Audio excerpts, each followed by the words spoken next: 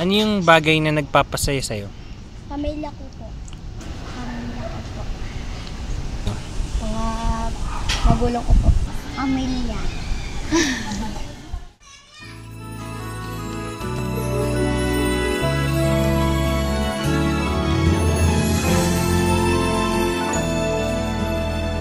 Do you see these children on the streets? Have you walked the pavements where they sleep?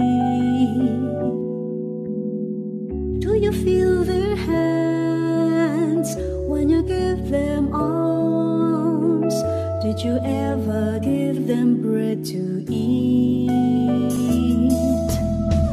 Have you seen their homes washed by the floods, while a mother tightly holds her child? Do you hear the wind of the raging storm? Can you tell them where it's coming from? Let us show our love and mercy with true kindness and humility. For God loves the weak and the needy, just like you and me. We are all God's children. We are all the same.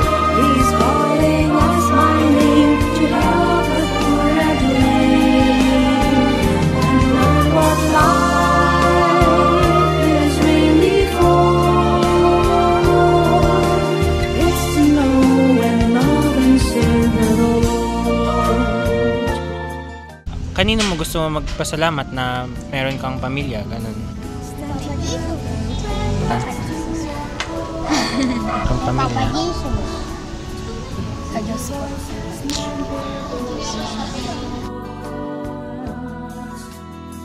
Choose to be brave, fight for their rights, give them back their honor and their pride. Please do not be blind and just leave them behind to struggle in darkness or give them empty promises. We are all God's children. We are all the same. He is calling us by name to help the poor and lame, and learn what life is really for. It's to know and love and serve the Lord. It's to know and love and serve the Lord. It's to know and love and serve the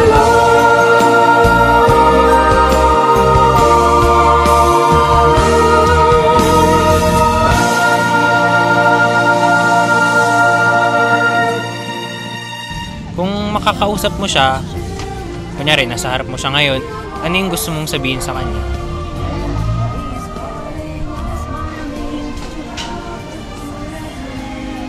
Salamat po.